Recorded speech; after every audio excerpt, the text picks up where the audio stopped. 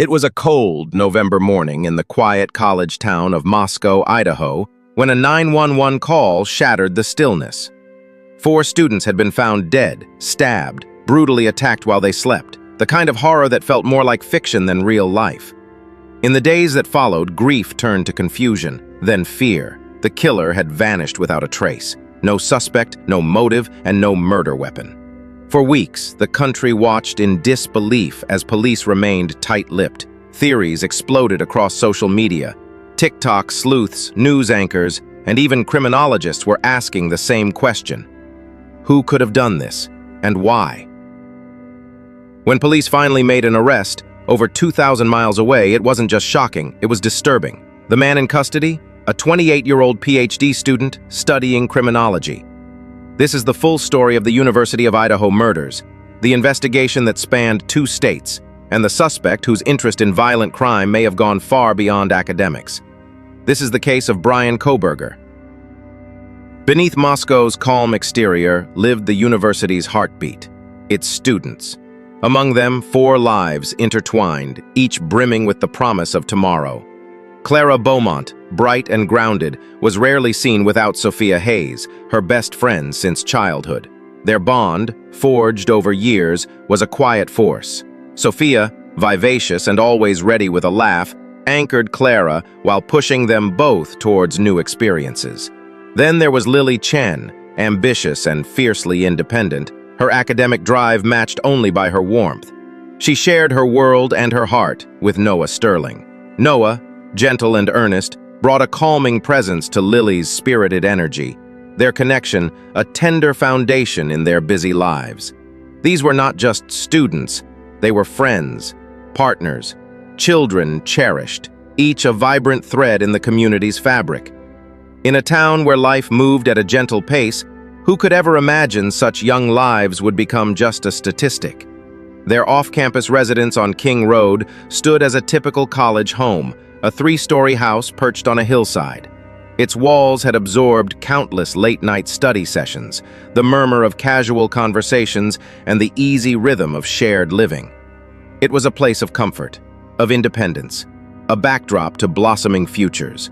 2 other roommates, Maya Rodriguez and Chloe Davis, also resided there, their presence a quiet constant within the house, unknowingly adding layers to the story that was about to unfold. The evening of November 12th began like any other Saturday.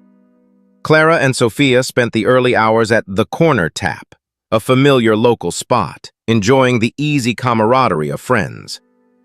Lily and Noah immersed themselves in the lively atmosphere of a fraternity formal, celebrating alongside their peers.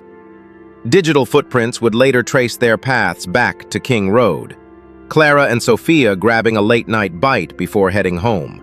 Lily engaging in social media activity from her room. The ordinary moments of a college night. Yet, as the clock advanced past midnight, an unseen tension began to settle over the house. The casual laughter faded, replaced by the quiet hum of the sleeping town. A sense of unease, subtle but persistent, began to build with each passing minute. As the lights went out in the King Road house, 4 young people settled into what they believed was the safety of their beds, unaware that a shadow had fallen and a silent threat was already lurking just beyond their walls. The quiet college night was about to give way to unimaginable terror. Between 4 a.m. and 4:25 a.m., the King Road house became a stage for terror. Inside her bedroom, on the ground floor, Maya Rodriguez lay awake. A low whimper from the dog, then a muffled sound from upstairs pulled her from the edge of sleep. She held her breath, listening.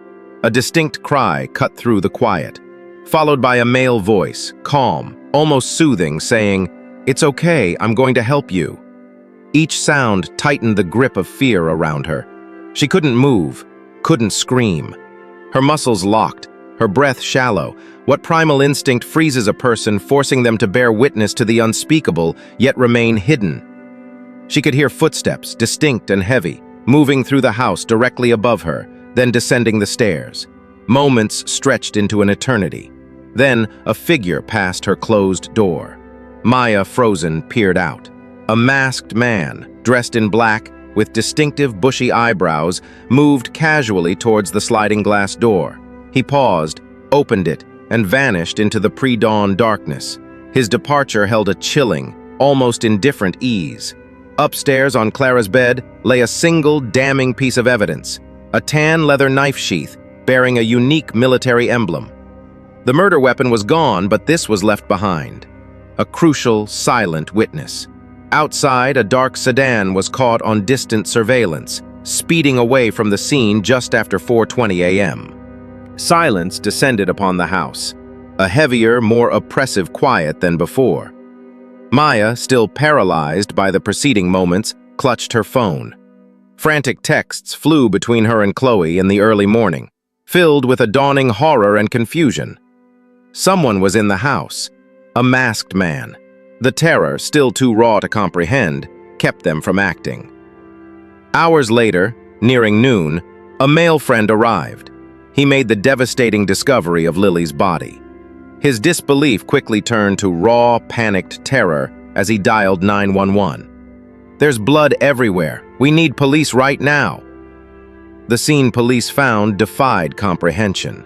4 lives brutally extinguished, 2 young women miraculously spared, and a single, chilling clue left behind. But the killer was gone, swallowed by the early morning.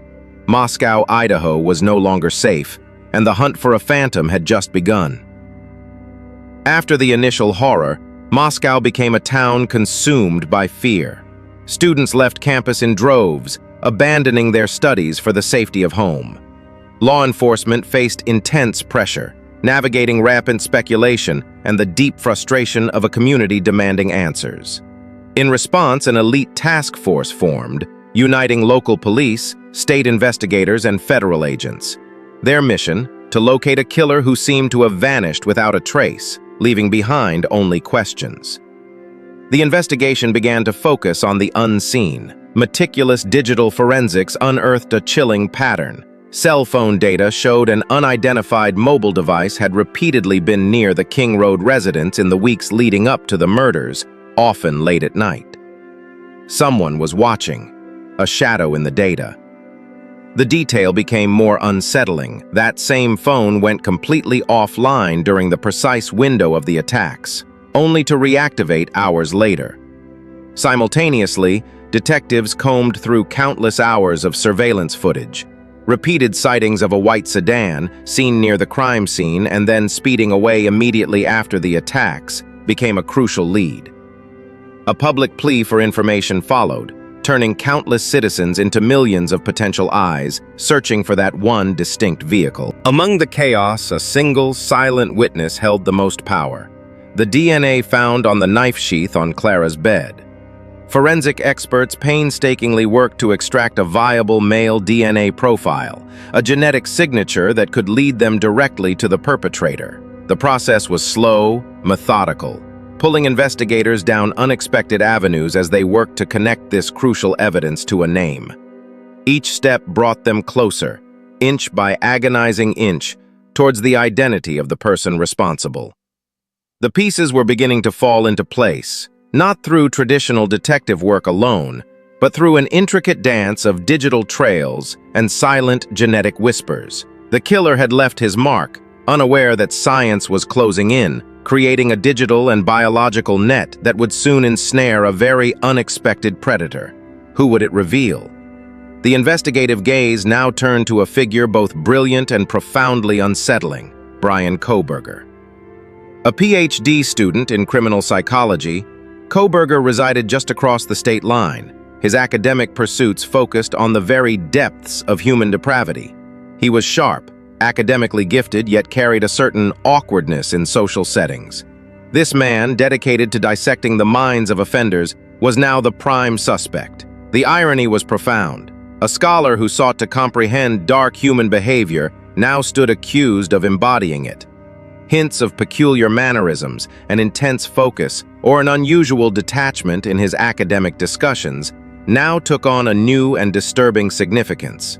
Perhaps his deep interest in understanding criminal motivations and profiling behavior was not merely academic, but held a disturbing personal undercurrent.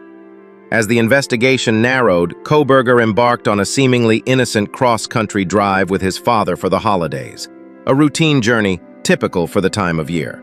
Along the way, 2 separate traffic stops in Indiana occurred. At the time, these were minor infractions easily resolved. Yet these brief encounters, captured on dashboard cameras, would later become critical pieces of evidence, meticulously mapping his path, confirming his presence far from the crime scene after the event, and adding weight to the mounting case against him. The decisive turning point arrived through the application of investigative genetic genealogy, IgG. This cutting-edge technique provided the critical link, identifying Kohberger as a prime suspect. The proof came swiftly. A covert operation recovered trash from his family's home in Pennsylvania. Forensic analysis confirmed a definitive DNA match to the knife sheath left behind on Clara's bed. The surveillance on Kohberger intensified, a calculated observation of his movements. Every precise detail, every seemingly mundane action was documented, building an undeniable case. The arrest came in the quiet pre-dawn hours. A sudden raid, swift and precise. Kohberger was captured.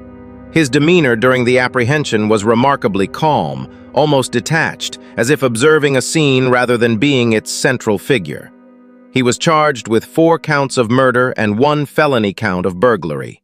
Simultaneously, a search warrant executed at his apartment in Pullman, Washington, began to reveal further unsettling details, shedding more light on the man now accused of unspeakable acts. The man who meticulously analyzed the minds of monsters was now in chains, accused of becoming one himself. But for all the evidence, for all the scientific precision, the biggest question still loomed. What truly drove Bryan Kohberger to commit such a heinous act?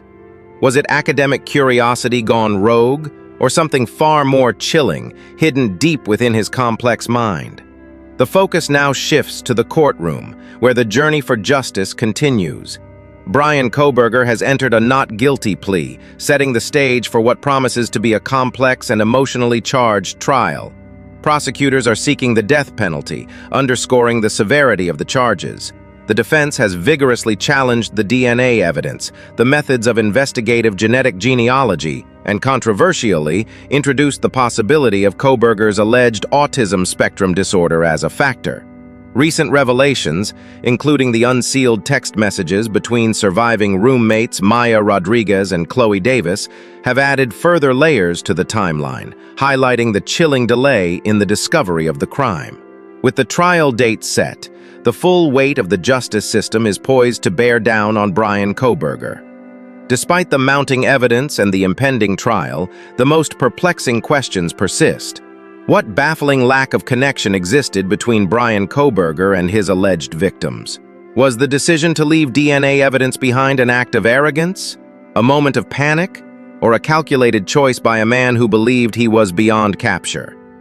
Will the courtroom provide the answers the shattered community desperately seeks, or will the true motives of Bryan Kohberger remain forever shrouded, a chilling enigma in the annals of true crime? Beyond the legal proceedings, the story always returns to those whose lives were so brutally cut short. Clara Beaumont, Sophia Hayes, Lily Chen, and Noah Sterling were individuals with bright futures, dreams unfulfilled, and a profound emptiness left in their wake. The lasting impact on Moscow, Idaho is undeniable. The town, once defined by its security, is forever changed, its innocence gone. The true measure of justice extends beyond courtroom verdicts. It lies in remembering the lives lived, the dreams that will remain unfulfilled, and the enduring ripple effect of senseless violence on all touched by its reach. This story is far from over. As the trial of Bryan Kohberger approaches, new details are bound to emerge, pushing us closer to the truth, or perhaps deeper into the unsettling mystery. Subscribe to 24/7 True Crime Chronicles to stay updated on this case and other gripping narratives that explore the darkest corners of human behavior. What are your thoughts on this chilling case? Share them in the comments below. Your insights help us all understand the shadows that lurk beneath the surface of everyday life.